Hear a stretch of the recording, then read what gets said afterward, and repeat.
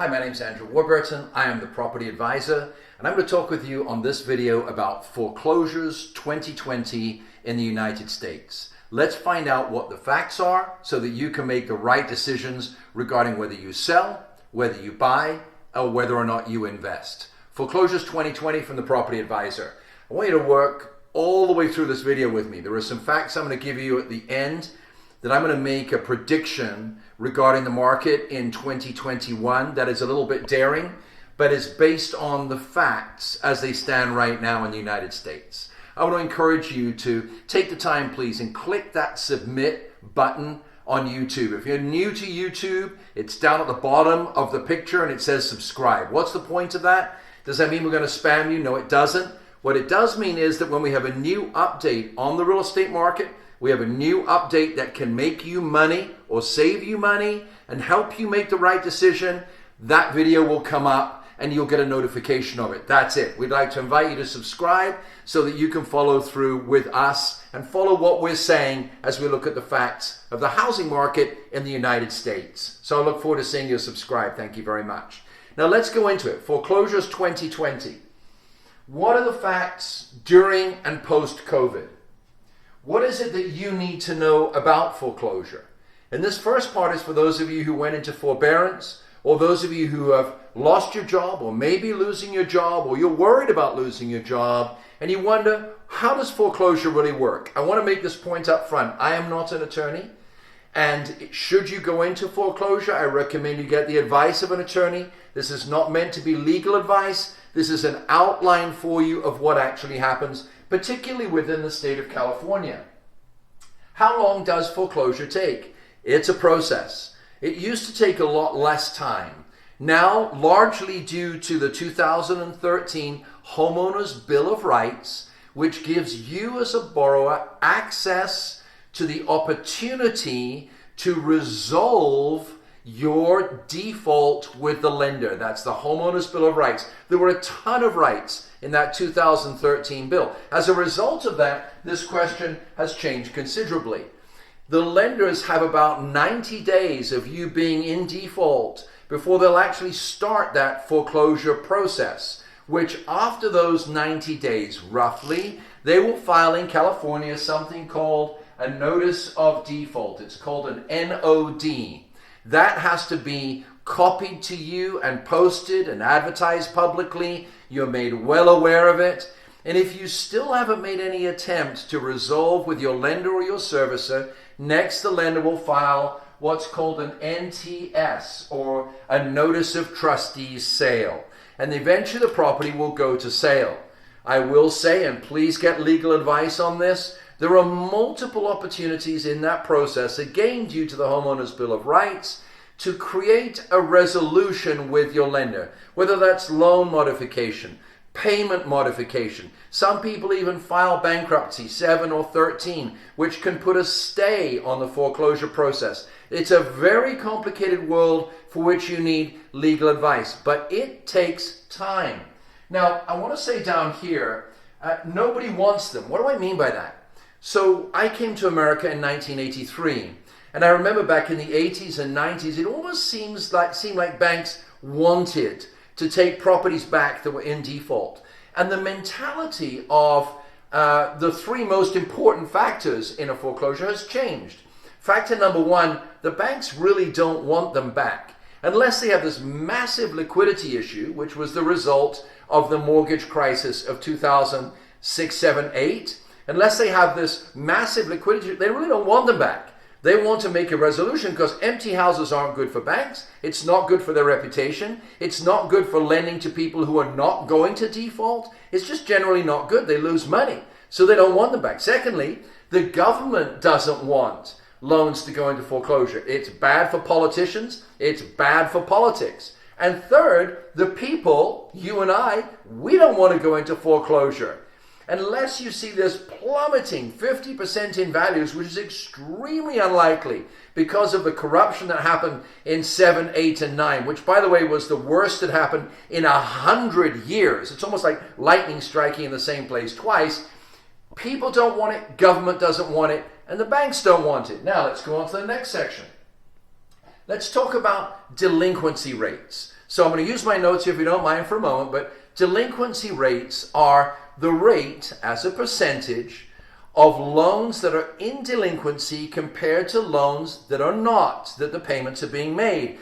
And delinquency rates are several terms. One's called the overall delinquency rate, another's called early stage delinquency, late stage delinquency, and then serious delinquency. Listen to these numbers. These are the facts. And you might be saying in your mind, oh yes, Andrew, but when all these millions of people don't go back to work, excuse me, I ate at a restaurant last night where all the people were back at work. My wife had her hair done where all the people in the salon were back at work.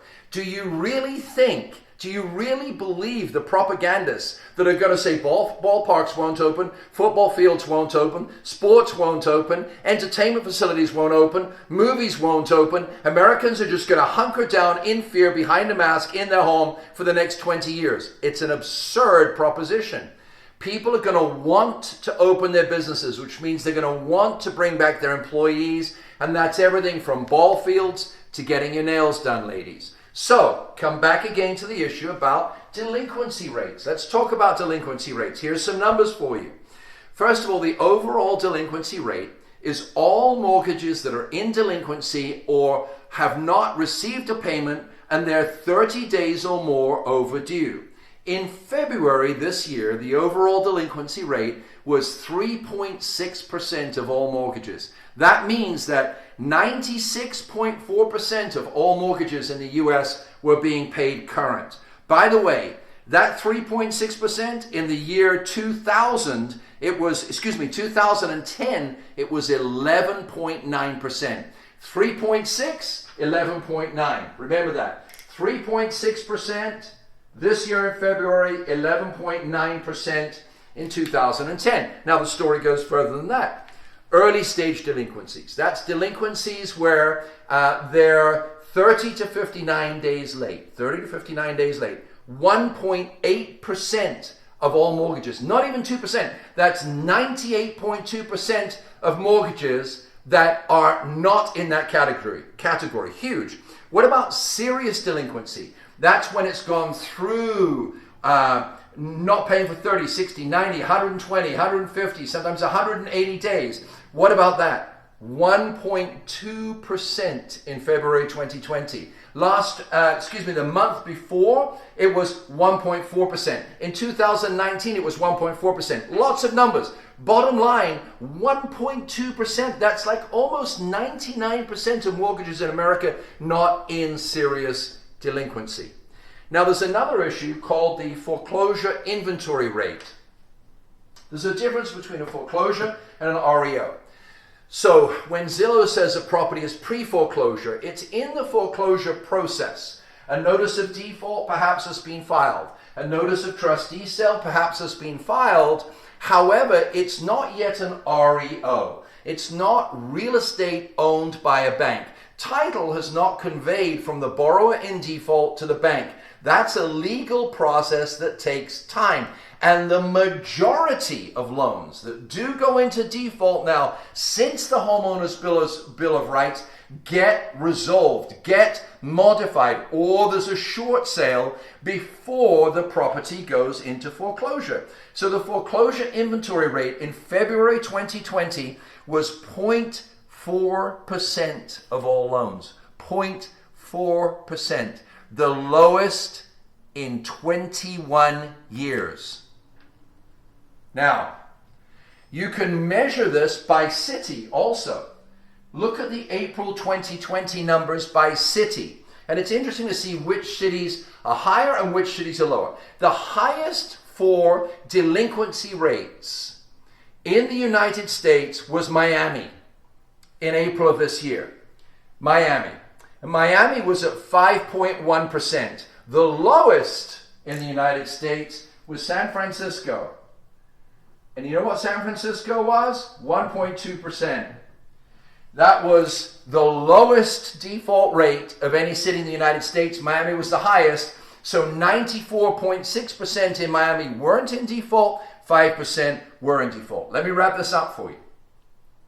April 2020, in the midst of COVID, the number of California filings for foreclosure. So filings for foreclosure, that's a filing for a foreclosure, in April 2020 was down 61% from March. 61%.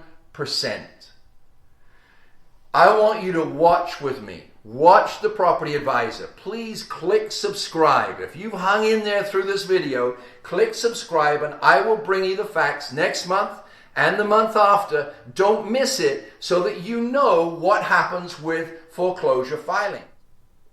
What's the bottom line right here? Here's the prediction. If interest rates indeed, as Fannie Mae says, stay in the 2% range throughout 2021, if that happens. Secondly, if the majority of people go back to work, which is what is currently happening, of course there'll be those who choose not to work. That's their problem. But those who choose to go back to work, which will be the vast majority, they're wanting to work. They will go back to work and they will see it's as cheap, if not cheaper, to buy than it is to rent.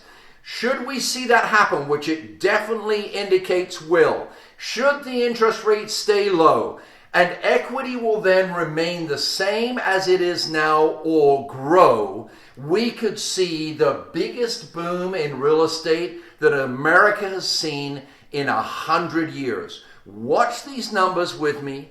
Watch the facts, because it's your money. If a politician's wrong, they won't give you your money back because you lost an opportunity. You take money as your responsibility. Watch the facts, watch the numbers with the Property Advisor, and make sure you click subscribe so you don't miss a beat of what's happening in the housing market in the United States of America. Thank you for watching.